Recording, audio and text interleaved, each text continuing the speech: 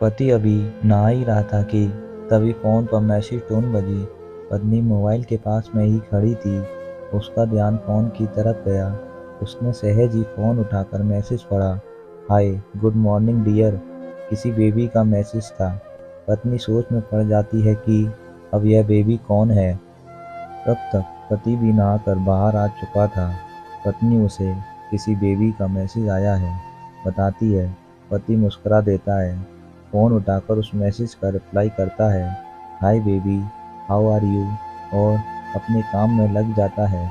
इस रिप्लाई को भी पढ़ती है। अब हर पल पत्नी के दिमाग में यही विचार कौंधता रहता है कि यह बेबी कौन है।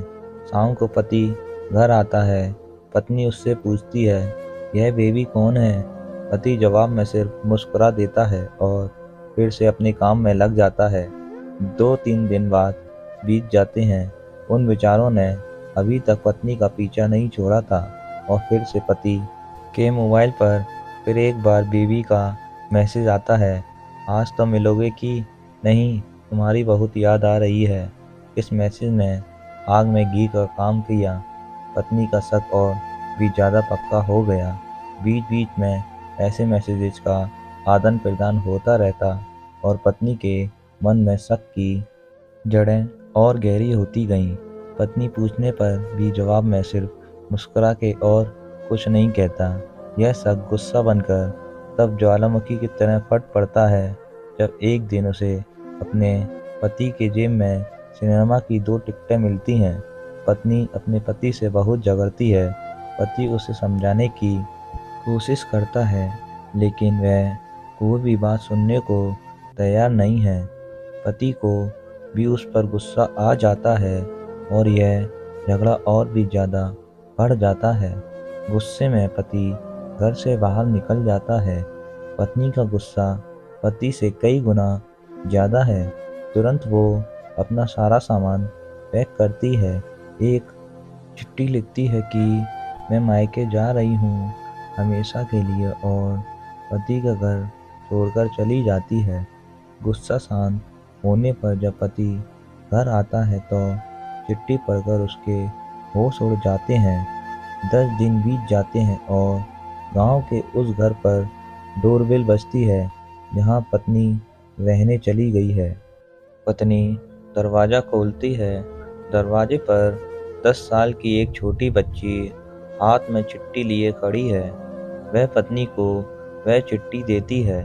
बच्चे से वह चिट्ठी लेकर पत्नी चिट्ठी खोलकर पढ़ती है, डियर वाइफ, इस बेबी की वजह से हम दोनों में इतने झगड़े हुए और तुम हमारा घर छोड़कर यहाँ चली आई। यह बच्ची जो अभी तुम्हारे सामने खड़ी है वह वही बेबी है, अनाथ आश्रम की एक प्यारी बच्ची। इसी के साथ मैं बातें करता था, सिनेमा जाता था। पहली बार जब तुमने बेबी के बारे में पूछा था तो मैंने जानबूझकर तुम्हें नहीं बताया था। सोचा था थोड़ा मजाक करता हूँ, देखता हूँ तुम कैसे रिएक्ट करती हो, लेकिन मैंने यह कभी नहीं सोचा था कि तुम्हारा शक इतना बढ़ जाएगा कि तुम घर ही छोड़ दोगी। हाँ, सबसे ज़रूरी बात यह तो बेबी है, वह किसी और की नहीं बल्कि तुम्हारी ही बेटी है। रुको, अपने आप को संभालो और आगे की बात ध्यान से पढ़ो। हमारी शादी के 2 साल पहले की यह बात है। तुम अपने कॉलेज के लास्ट ईयर में थी। तुम्हारे प्रोफेसर ने नोट्स लेने के बहाने तुम्हें बुलाया था और तुम्हें चाय में इन नशीली दवा खिलाकर ना करने वाला काम किया था।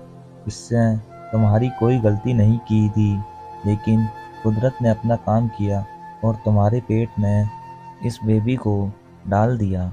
काफ़ी प्रयास करने पर भी अबॉर्शन नहीं हुआ तो तुम्हारे घर वालों ने समाज के डर से तुम्हें 6 महीने तक घर में ही रखा। तुम्हारे पिताजी खुद एक डॉक्टर हैं, इसलिए यह बिन मांगा बच्चा बड़ी आसानी से बिना किसी को कानो कान खबर हुए इस दुनिया में आया। भविष्य में तुम्हारी शादीशुदा जिंदगी में कोई प्रॉब्लम ना हो, इसलिए तुम्हारे पिता ने इस बच्चे को गांव के एक अनाथ आश्रम में छोड़ दिया। यह बच्चा मतलब यही बेबी जो अभी तुम्हारे सामने खड़ी है। अगर अभी भी विश्वास नहीं हो रहा है तो इस बच्ची के गाल का वो तिल देख लो। शायद तुमने उसे आखिरी बार रोते हुए देखा होगा, या फिर अपने पिताजी से पूछ लो। पत्नी जल्दी से उस बच्ची को पास में लेकर उसके गालों का तिल देखती है। उसका मन भर आता है, उसकी आंखों में आंसू आ जाते हैं, लेकिन अभी भी चिट्ठी बाकी है, इसलिए वह आगे बढ़ती है। मुझे पता है अभी भी तुम्हारे मन में यह सवाल उठ रहा होगा कि यह सब मुझे कैसे पता। तो मैं बता दूं कि यह सब तुम्हारे खुद के पिता ने ही अपने मन में उठ रहे पश्चाताप को शांत करने के लिए शादी के 1 महीने पहले मुझसे मिलकर सारी बात मुझे बताई थी। उन्होंने यह भी कहा था कि अगर मैं चाहूँ तो शादी से इनकार कर सकता हूँ। मैंने तो न स्वीकार किया, क्योंकि इस पूरी घटना में तुम्हारी कोई भी गलती नहीं थी और हमारी शादी हो गई। तुमने मुझे बहुत प्यार दिया, लेकिन तुम्हारे पिता से बेबी के बारे में जानने के बाद मैं उसे मिला बिना रह पाया। मैं बीच बीच में उससे मिलता था। उससे मिलना, उसके साथ समय बिताना मुझे अच्छा लगता था। कितनी प्यारी बच्ची बिना किसी गलती के क्यों सज़ा भुगते, बस इसलिए मैं उसे थोड़ी सी खुशी देने की कोशिश करता था। बस मुझे इतना ही कहना था। अब अगर तुम फिर से अपने घर आकर मेरे साथ रहना चाहो